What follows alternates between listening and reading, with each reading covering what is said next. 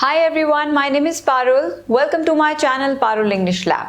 If you want to reach the advanced level of English grammar and you really want to sound smart, confident and impressive, then this lesson is for you. Because today I'll tell you how to use inversion in English language. So please watch this video till the end and let's get started.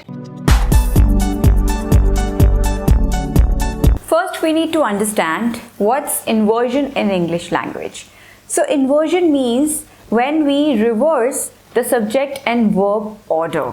So, generally, we start a sentence with a subject and then comes a verb or a helping verb or an auxiliary verb. For example, she is going to the market. Now, if we inverse the subject and verb order, then it will become, is she going to the market? Is. So the auxiliary verb which is there at the second position takes the first position and the subject takes the second position. So is she going to the market? So this is what an inversion is, and generally we use inversion in interrogative sentences in all the tenses. For example, I will meet him. Will I meet him? He has done his work. Has he done his work? She will have given the presentation. Will she have given the presentation? So in all these sentences, I'm using the verb at the first position and the subject comes at the second position. So this is called inversion. And generally we use inversion in interrogative sentences. Now in simple present, we frame a question using do or does, and in simple past, we use did. For example, he goes to school. Now, if I have to use the inversion in this sentence and if we have to make an interrogative sentence out of this sentence, then it will be, does she go to school? She goes to school. Does she go to school? So here I'm using does, because in simple present tense, we use either do or does. With singular third person, that is he, she or it, we use does, otherwise do. And in simple past, we use did. I went to the market yesterday. Did I go to the market yesterday? Or he watched a movie last night. Did he watch a movie last night? So this way we use did while making an interrogative sentence in simple past tense. And with did, we never use second or third form of the verb. We always use base form of the verb. Now this we know, and we have done it many times, and we know that generally we use inversion in interrogative sentences. But sometimes we also use inversion in a declarative or an affirmative sentence also, just to put more emphasis to the sentence, to give more impact to the sentence and to make it more dramatic.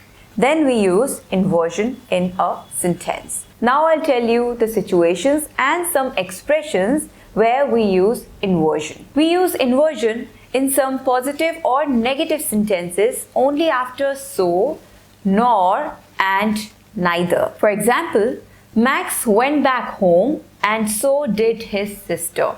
So here I'm using so, and after so there is inversion. So did his sister, not so his sister. No. So did his sister, because this is simple past. Now if you look at this sentence, there are two sentences. Max went back home and his sister also went back home. So in place of framing two different sentences, we are just framing one sentence using so. So in this sentence, so means also. Okay. However, so can be used as a conjunction also. It's a coordinating conjunction, and when we use it as a conjunction, it has a different meaning. But here the meaning of so is also. Okay. So Max went back home and so did his sister. So this is simple past. That's why we have used did, and the helping verb comes first and then comes the subject. So did his sister. We can also frame this sentence in simple present. For example, Max goes to school and so does his sister. So here this is simple present tense. That's why we are using does. So Max goes to school and so does his sister. So first the auxiliary verb and then the subject, and this is called inversion. He is intelligent and so are you. So this means he is intelligent, you are also intelligent. That's why I'm using so over here.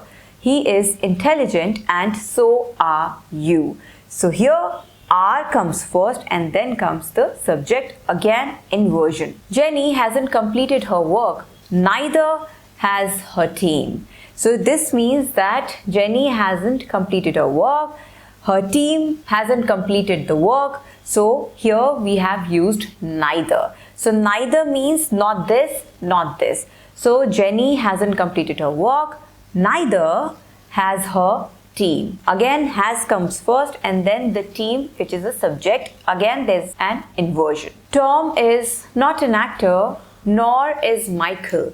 So Tom is not an actor, Michael is not an actor. So that's why we have used nor here.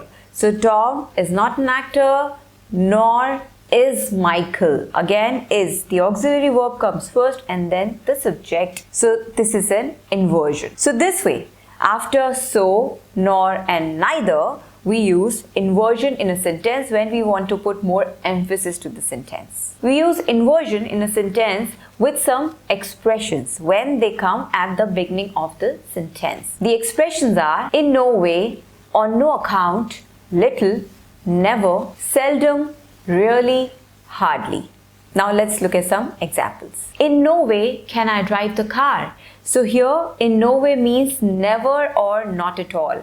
In no way can I drive this car. You can also say that I can't drive the car in any way, or I can't drive the car, or I can never drive the car. So this is another way of constructing a sentence by using in no way at the beginning of the sentence. And that's why there is inversion in this sentence. In no way can I drive the car. In no way I can drive the car. That's incorrect. So you have to use inversion with this expression when it comes at the beginning of the sentence. In no way can I drive the car. So can is a modal verb, and modal verbs are also auxiliary verbs. So first comes the auxiliary verb and then comes the subject. In no way can I drive the car. In no way are we going to take a leave tomorrow, because we know that it's an important day. So in no way or on no account are we going to take a leave tomorrow. So in no way or on no account, the meaning is same. This means not at all or never.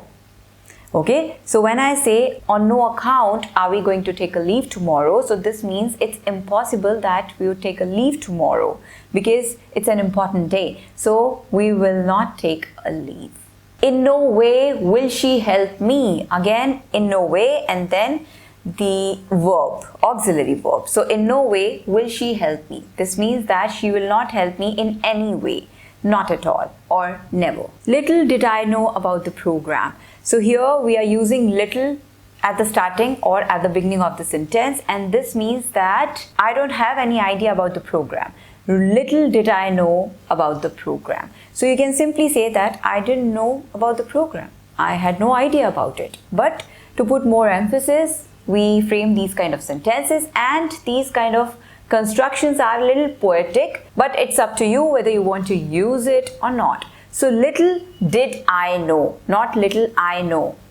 Did I know? So first comes the auxiliary verb. So little did I know about the program. Little did she understand the situation. This means that she didn't understand the situation. So little did she understand the situation. Again, inversion after little. Little does he care what people say about him. So this is simple present tense. That's why we have used does. Little does he care what people say about him. This means that he doesn't care what people say about him. Never have I felt so bad. This means that I have never felt so bad. So you can frame the sentence in this way also. But to put more emphasis to the sentence, to make it more dramatic, you can use never at the starting of the sentence. So never have I felt so bad. Never has she slept so long. So again you can see inversion after all these expressions because they all come at the beginning of the sentence. So never has she slept so long. Seldom do I attend the parties. Seldom means rarely. not too often. Seldom do I attend the parties. This means I don't attend the parties generally or more often. So seldom do I, because this is simple present tense, that's why I'm using do, because the subject is I. So seldom do I attend the parties. Rarely do we talk to each other. This means that we do not talk to each other more often or quite often. So rarely do we talk to each other. Hardly does he go to gym. This means he doesn't go to gym. So hardly does he go to gym. So this way we use inversion with these expressions when they come at the beginning of the sentence. We use inversion with the phrases that have only. For example, not only, only after, only by, only then, only in this way. Now let's look at some examples. Only in this way could I clear my interview. So only in this way, after this there is inversion. Only in this way could I clear my interview. So first could and then I. So subject comes at the second position and the verb takes the first position. Only in this way could I clear my interview. Only then did I get a chance to meet him. So after only then did I, because we are talking about simple past, that's why we are using did. So only then did I get a chance to meet him. Only after completing my project could I leave for the day. So this means that I can only leave for the day after I complete my project. So only after completing my project could I leave for the day. Only by doing Zumba can I lose weight, because I have tried many things but I've not been able to lose weight. So now only by doing Zumba can I lose the weight. You have to finish your work first. Only then can you go out and play. So only then, after only then there's inversion. Only then can you go out and play, not you can go out and play. So only then can you go out and play. Not only did I clear the written test, but also I have got the job. So after not only, when it comes at the starting of the sentence, not only but also, this is a correlative conjunction. I have made a detailed video on correlative conjunctions. I'll mention the link in description box, you can watch it. So I have talked about it also in that video, that whenever we use this particular correlative conjunction at the starting of the sentence, then we always use inversion in that sentence. So after not only, there is inversion. So not only did he clear the written test, but also he has got the job. Not only did I meet my teachers, but also I met my friends. So this way, with the phrases that have only, we use inversion. We also use inversion in conditional sentences. We have done conditional sentences. I have made quite a few videos on conditional sentences. I'll mention the link in description box. You can watch all those videos. So in second and third condition, sometimes we use inversion when we do not use if, the conjunction if, and when we have had in the if clause. For example, if I had been rich, I would buy a luxurious house. Now, if you don't want to use if, then there'll be an inversion. Had I been rich, I would buy a luxurious house. Let me give you one more example. If we had left on time, we would have caught the flight. Now, if we don't use if, then we will use inversion. Had we left on time, we would have caught the flight. So this way, in second or third condition, when you don't want to use if and you have had in the if clause, then you can start the sentence with had. Had my brother been here, James wouldn't have hit me. So this way you can use inversion in second and third conditional sentences also. We use inversion with some correlative conjunctions also. For example, no sooner than, hardly when, barely when, scarcely when. So all these conjunctions, they have the same meaning. The difference is that no sooner is used with then, and hardly, scarcely and barely, these conjunctions are used with when. Now let's look at some examples. No sooner had I reached the office than my boss called me. So this means that the moment I reached the office, immediately after that my boss called me. And the meaning of all these conjunctions is same. That something happens and immediately after that something else happens. So no sooner had I reached the office, then my boss called me. So after no sooner, again there is an inversion. No sooner had I reached, not I had reached. So first the auxiliary verb and then the subject. So no sooner had I reached the office, then my boss called me. Here with no sooner, only with no sooner, you can use did also. The meaning will not change. For example, no sooner did I reach the office than my boss called me. So whether you use had or did, the meaning is same. But with other correlative conjunctions like hardly when, scarcely when and barely when, you will not use did. If you used it, that's incorrect. So you will have to use had only. For example, hardly had I reached the office when my boss called me, or barely had I reached the office when my boss called me, or scarcely had I reached the office when my boss called me. No sooner had I closed my eyes then I fell asleep. So this means that the moment I closed my eyes, I slept immediately after that. Hardly had I arrived the station when the train came. Hardly had I reached home when the guest came. So the meaning is that one thing happened and immediately after that another thing happened.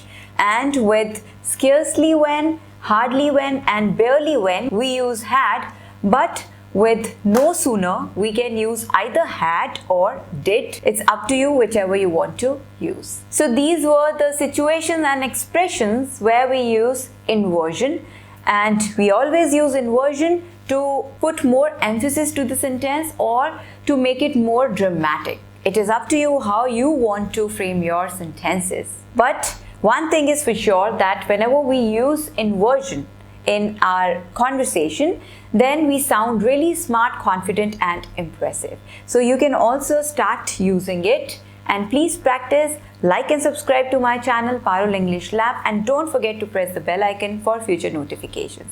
Thank you. Take care. Have a great day.